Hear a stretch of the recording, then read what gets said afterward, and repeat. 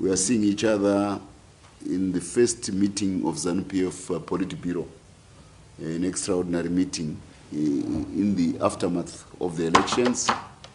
The president convened it because he has finished the setting up of his government after obtaining the mandate of the electorate and ZEC declaring a winner, and by and large the opposition also accepting that outcome, at least at constituents, at parliamentary level. There are still some gripings at presidential level, but in the absence of any evidence of somebody being cheated, we are very confident that that phase is over. So the president has duly constituted his government, the cabinet is in place. The other aspects, like the election of the speaker, the election of the of both houses, it's ongoing. We are waiting for our first sitting as parliament. So his job is done.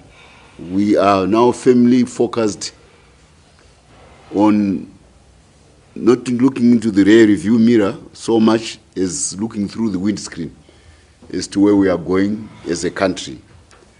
Yes, we never as a party take it for granted, the voter. We never take the voter for granted.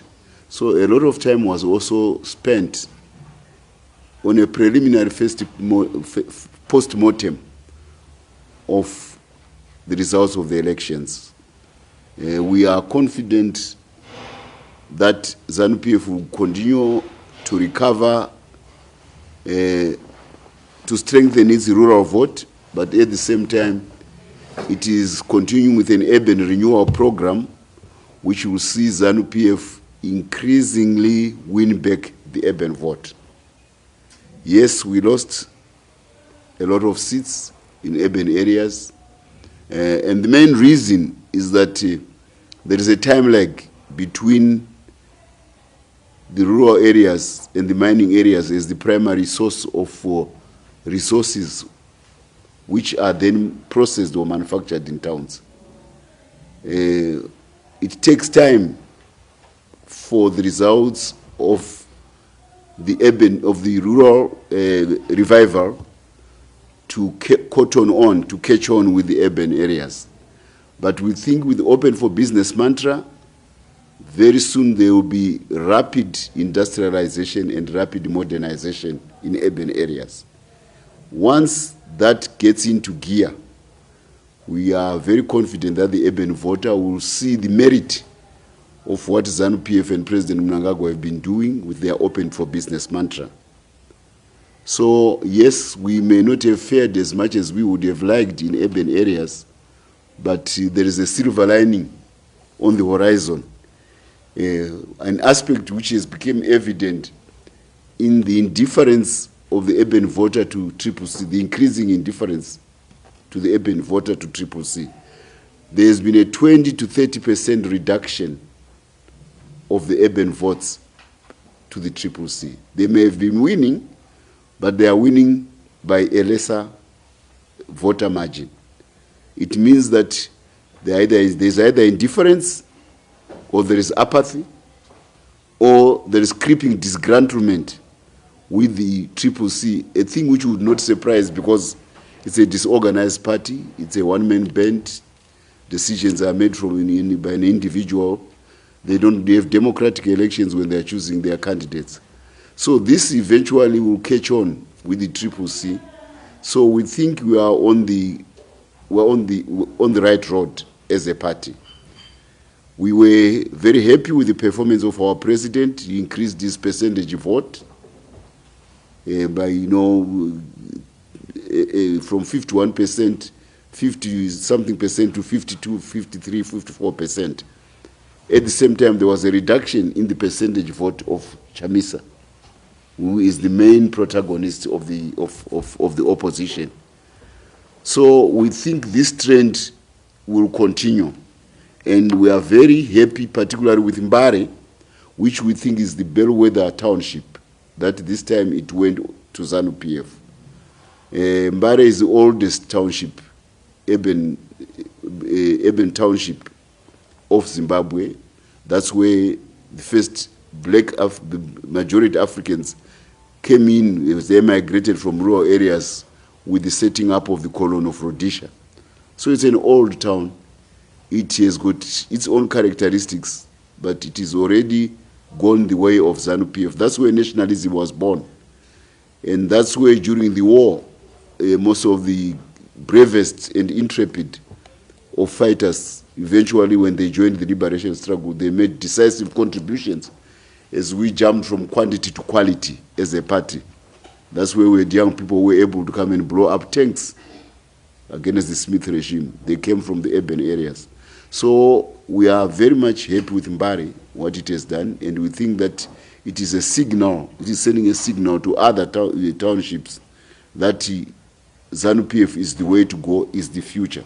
And once that message of hope gets into the urban areas, we will be on a roll. Because the rural areas, we have held on to our vote.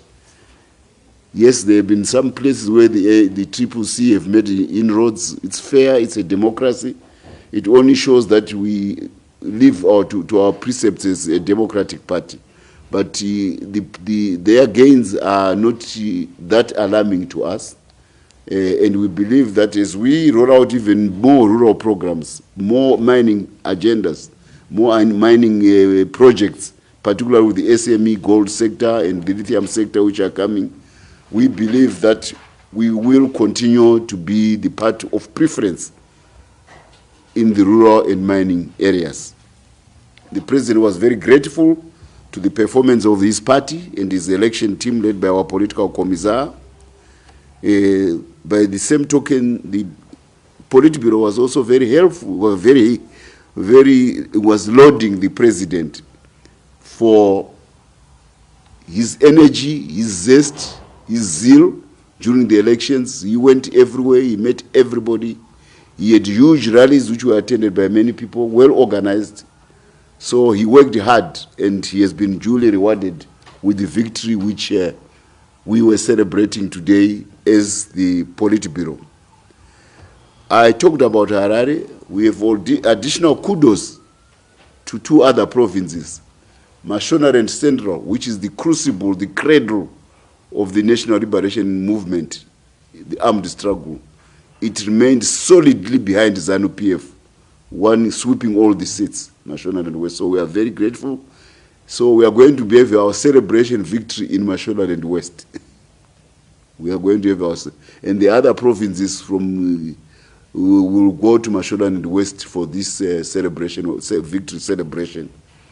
We believe we are making inroads in Mati North, although we lost, but the industrialization which is going on there because of the energy, the revival of the energy sector, we believe that eventually, and the projects like Gwai Shangani Dam, once they kick in, we believe that Mashonaland and West will come, Matabele and North will once again come back. We know the Victoria Falls Special Economic Zone, all these mega projects, these are high impact projects.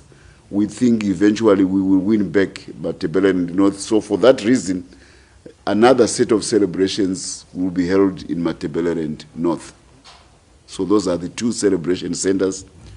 We're also happy with Manicaland. Manicaland because the president has made a lot of gain. He actually won Manicaland. And it is one of the populous provinces in terms of the voter. When we saw him beat Chamisa in Manicaland, we knew for sure that ZANU PF was going to romp home to victory. So these are the highlights of the provinces which deserved particular mention. We are also focused on the next by-election in Gutu, and we are also looking at the by-election in Makoni for Ward 33, where there was a tie between the candidates. So we have to make sure that we do get those 2 seats back. The Politburo hailed the president for a cabinet which mixes young and old, experienced and novel. young people who are flocking back to the ruling party. They are now going to see themselves being, being trained to be rulers of Zimbabwe. This is a good thing. We made a very judicious selection of the cabinet, President Mnangagwa. It was very judicious, balancing the provinces and balancing the gender, and also having a right generational mix in the cabinet. This is a cabinet which has got much on its shoulders expected of it, because we are now having big ticket investors coming into the country, billionaires. The Politburo noted that out of the 6 to 7 top billionaires in the world doing lithium, at least 4 to 5 of them are in Zimbabwe. So this is world-class investment of the rural areas, so that they give the feedstock for the factories and industries in the urban areas. So as we go into 28, we are going to see more urban activity, which means jobs for young people, which means new skills for young people, which means better incomes for young people, for families in urban areas, because an urban area is a place which produces goods for the nation or for export. That's what an urban area is. Unlike the MDC, which treats the urban areas as a dormitory, they don't even bother to see investment coming into the urban areas. We see urban areas as production centers for world-class goods, both for the domestic and for the international market. So this cabinet will be seized with that agenda, and we think with that agenda we will be able to sweep the pretenses of the CCC on the Zimbabwean political scene, because being surrogates of foreigners, they have not bothered to see themselves as promoters of investment in cities where they are the city fathers or the town fathers. They have not done anything. So we are getting into that territory, and we are saying it openly. Don't say we didn't warn you, CCC. If you elect mayors like Ian Makon, who think that to develop Harare you need money from Zinara, and Shano Engager Zinara. This is tax money from how do you develop a town with major industries with money from with a few sales from Zinara? It means there is lack of vision. In contrast, the president is appealing to the top businessmen of the whole world to bring capital to Zimbabwe on a scale which is world-class. That's what develops urban areas. World-class capital, marrying with local capital to put industries in urban areas so that we produce world-class goods made in Zimbabwe for the global market. This is what the president is going to be pursuing. That's what ZANU PF is going to be pursuing. And we have a recipe which has proved itself already. We are going to make sure that we tweak that recipe to make sure, to ensure that we will go to 28 in a much better state than we were. We are recovering from the downward slide which marked the final 2 decades of the First Republic.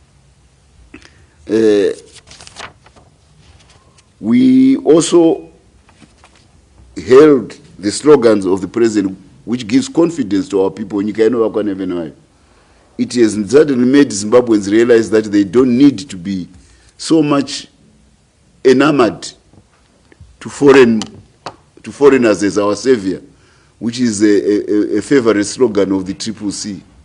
When I come in, Biden will come in and bring in some money. When I become president, white people will come back and bring some money. No, we don't believe in that. We believe that we are shapers of our destiny. We will attract capital from east, from west, from north to south, because capital has no color, has no region, has no identity. Its only identity is how it performs. So Nyika is cottoning on and is finding popularity. We saw it at the inauguration, the resonance, the communication which was between the president and the crowd, that his message is getting through. There was empathy between him and the people who came for the celebrations. So his message is getting through, creating a sense of self-confidence within the Zimbabwean body politic, within the Zimbabwean population, to say we can do it. And we are also happy that his fiscal, his monetary policies made sure that we go into an election without the specter of inflation hanging on the voter. In the previous instances, the Americans and their fellow travelers would attack our currency, and value would be lost as people are going to vote. They tried it this time, but the president was well armed and well prepared. We made sure that gold becomes the anchor of our currency, because young people are digging a lot of it. They are now at 25 to 30 tons. So our currency is being supported by gold. So the way outside players who wanted to use currency as a form of opposition to ZANU PF, they came to naught this time. And these are some of the things which is giving the urban population confidence in ZANU PF. That's why there was a drop in urban voter turnout of more than 20 to 30% against CCC. Whilst in rural areas, there was probably a very marginal loss or insignificant. So we are holding on to our vote, whilst the other parties losing its traction in urban areas, and they are not making commensurate gains in the rural areas, because everybody in rural areas are happy with Fumvudza, they are happy with the irrigation schemes, they are happy with the roads coming back to rural areas because of the building, they can get access to their markets. So we are determined that the trajectory of rural regeneration is maintained. At the same time, we will be pursuing vigorous urban renewal by bringing in new industries which are anchored in our lithium, in our iron, in our carbon steel industry. You will be happy to know that come December we start producing steel at Manisa, 600,000 tons. That will create more than 6 million tons of cargo around, and it will make sure that our railways have a balance sheet, because you don't carry steel and the manufacture of steel by road, you carry it by rail. So these are things which will see more jobs being created. These are high impact projects. And the creation of a new port, we are building a new port, together with Mozambique, north of Beira, which will jump from 35,000 tons to 120,000 ton ships. So the congestion, which is 70 to 80 days at Beira, will eventually be a thing of the past. This will mean that we'll go to the export market without the burden of the inflation of using Durban, a faraway port of 2,000 kilometers, as the main entry point to Zimbabwe, as main import or export point of Zimbabwe. It's unnatural. Mozambique's ports in Beira are the nearest 600 kilometers away. So these are the things which we are very happy with, that we are going to pursue vigorously the urban renewal agenda through attracting world-class capital to come and exploit our goods and beneficiate them in Zimbabwe, producing steel, not exporting ore, producing lithium carbonate, not exporting lithium rock, building new battery producing centers for storage batteries in Zimbabwe. This is going to be the agenda of the party, and with this agenda, we believe that the urban areas will acquire new vitality, and out of that vitality, there will be gratitude to ZANU PF for at last delivering the prospect of prosperity to urban areas which have been run for 2 decades by a faithless and totally incompetent, if not always corrupt, MDC, CCC junket.